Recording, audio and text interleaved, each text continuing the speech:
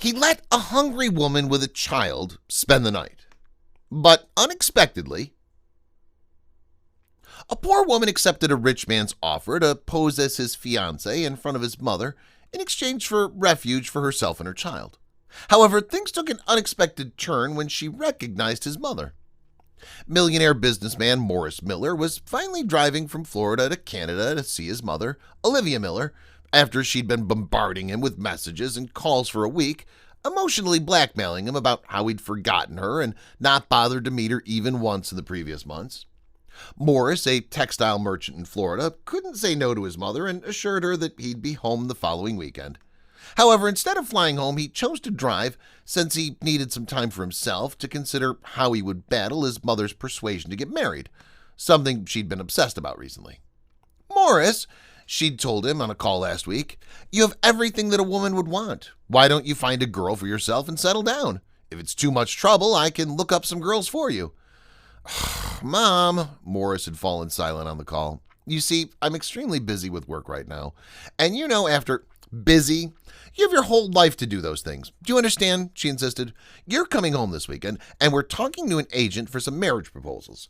Mrs. Lawson, our neighbor, she told me about this matchmaker, and she said she'll find you a partner in no time. Okay, Mom, whatever you think is right, he said quietly and disconnected the call. He had no plans of getting hitched anytime soon, but he didn't want to turn down his mother's request, as she'd been quite lonely after the death of his stepfather. So, to save the elderly lady any further heartache, Morris decided to pay her a visit. When he was halfway through the journey, his gaze was drawn to a bus parked at one end, loading people into it like cattle.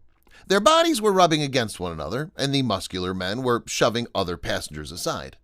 Morris had almost sped his car away, but then he noticed something in the rearview mirror that caused him to come to a halt. He noticed a woman with a baby in her arms, pleading for help. She begged the driver to let her in, but he threw her stuff aside and drove away. She began sobbing hopelessly, and Morris couldn't understand why he felt compelled to assist her, but he couldn't see her in that state. He drove back swiftly, and when he came to a stop in front of her, he pulled down his window and said, "Excuse me, may I help you?" The woman, clutching her baby close to her, stared at him, a little terrified. She was dressed shabbily, her face wrinkled, though she didn't appear to be very old. "Don't worry," Morris assured her. "I won't harm you or your child. I just want to help you." No one knows how life will turn out at the next moment. She looked at him for a moment and then asked, "Could you please give us a lift to the city? My baby and I are stranded with nowhere to go." "Sure," he said, smiling. "Get in." He assisted her in loading her stuff into the car and opened the door for her. She settled in the front seat, holding her baby close to her, and introduced herself. "My name is Lily, and this is Amelia, my daughter. Thank you for helping us." Amelia, that's a lovely name, Morris thought, just like her mother. He had already fallen for Lily's beauty at this point. Despite being destitute and impoverished, she was beautiful, and Morris had never felt so deeply for someone as he did for Lily. "That's no problem, Lily," he said with a friendly smile. "Your daughter's lovely, and she has a beautiful name." Her lips tilted in a smile, then her eyes welled up. "She looks a lot like her father. If only he were with us today, he wouldn't have to endure this," she whispered. And Morris noticed how tears quickly replaced her grin. He was worried about what would happen if he told her about the idea that was forming in his head. "Well, Lily," he said after a pause, "if you don't mind, I can provide shelter for you and Amelia at my mother's house. However, I need a favor from you." Lily's eyes slowly turned to her child, and she held her head tightly as if she was scared of Morris at this point. "Look, I don't want to do anything. Stop the car. I don't want any help. I shouldn't have trusted you," she said, scared. "Lily, please listen to me," Morris begged. "Don't misunderstand me. I just want to ask you to pretend to be my fiancé in front of my mother. That's all." "What?" Lily's eyes were wide with astonishment. "Your fiancé?" "Yes, my mother. She's desperately after me to get married. All I want is for you to pose as my fiancé in front of her. Can you please do it for me? I promise I'll provide you and Amelia with the best facilities, and you two will never miss out on anything." Lily paused for a moment, then nodded in response to Morris's request, considering she was alone, homeless, and with a 1-year-old baby daughter to care for. However, she had no idea that she was in for a surprise at Morris's house. "You! What are you doing here?"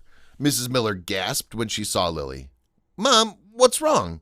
Do you know Lily? I ran into her on the way and she needed help, so—" "Morris," Mrs. Miller said, trembling. She's Max's wife, Lily. Of course I know her.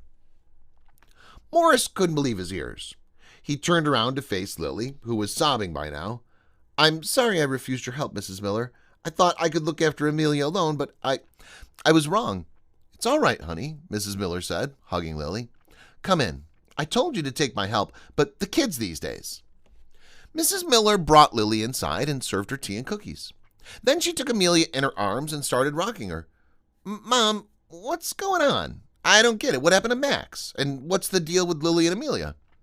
Oh my goodness, Morris. Mrs. Miller exhaled a sigh. When Lily became pregnant a year ago, everything changed. Max divorced her and left. I knew that boy was a jerk from the moment he entered our home. But you know how I promised your stepfather that I'd look after him when he was diagnosed with cancer. I asked Lily to move in with me after everything that happened, but she said she'd build a life for herself and her kid on her own, so I didn't press too hard. But now I see them, I regret not being more firm. Morris was at a loss for words. He hadn't heard from his estranged stepbrother Max in years. In fact, Max didn't invite him to the wedding because they never got along. And now that he knew he'd mistreated Lily, he despised him even more. I'm sorry your plan didn't work out, Morris, Lily whispered as Mrs. Miller took Amelia to her bedroom. I wish I could be of more help, but Morris hugged Lily and said, I'm glad you and Amelia are safe. Lily, that's all I care about. Lily was a little stunned by his reaction, but she'd started feeling something for Morris too, primarily for the kind and helpful person he was. She hugged him back and thanked him for his help again. Mrs. Miller was quick to notice how the two of them had developed a fondness for each other. So, after a few days, she proposed to Morris and Lily that they get married. Look, children, she said, I know I'm old, but not too old to see what's going on. I think you two would be great parents to our little Amelia. She's only one and deserves to have a happy family. Lily and Morris looked at each other and smiled. They knew there was a reason why they met. 1 month later, they tied the knot. Some incidents are indeed beautiful. Morris met Lily by chance on his way home, and they're now happily married. No one knows how life will turn out at the next moment. When Morris and Lily met each other, they had no idea they'd end up together. Another warming situation.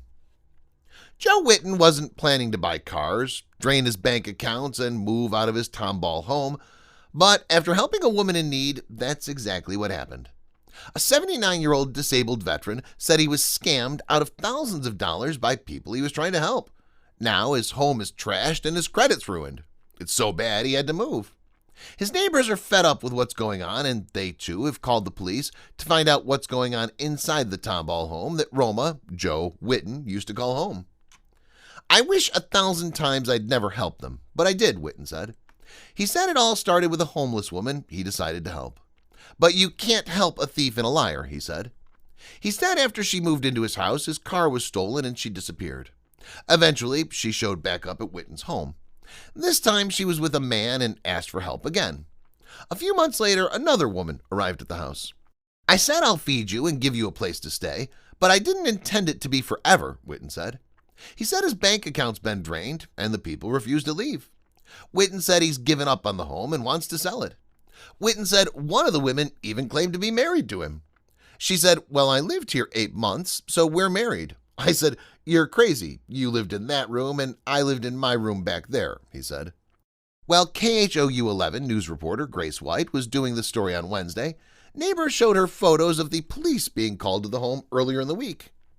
Lots of activity of people we don't recognize in and out of the house at all hours of the day and night, neighbor Jenna Cordell said.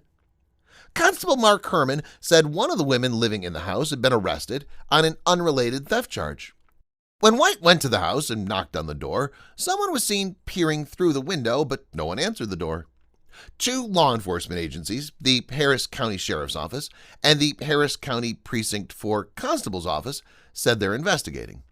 The Texas Department of Family and Protective Services is also looking into Whitten's situation. Many people thought it was a heartening gesture. One person wrote, I honestly try to do my best to stop for a chat at least, and I don't have other social media than Reddit and Instagram, but that's only for fishing stuff. Another person said, been homeless. I've woken up to find a bag of chips sitting next to me. Damn near cried. I didn't need the food, but someone trying to help someone else with no benefit or recognition for themselves was such a good thing to see. A third person wrote, "One of the nice things about where I live is that I see this kind of thing a lot. There's always been talking and taking care of the homeless here."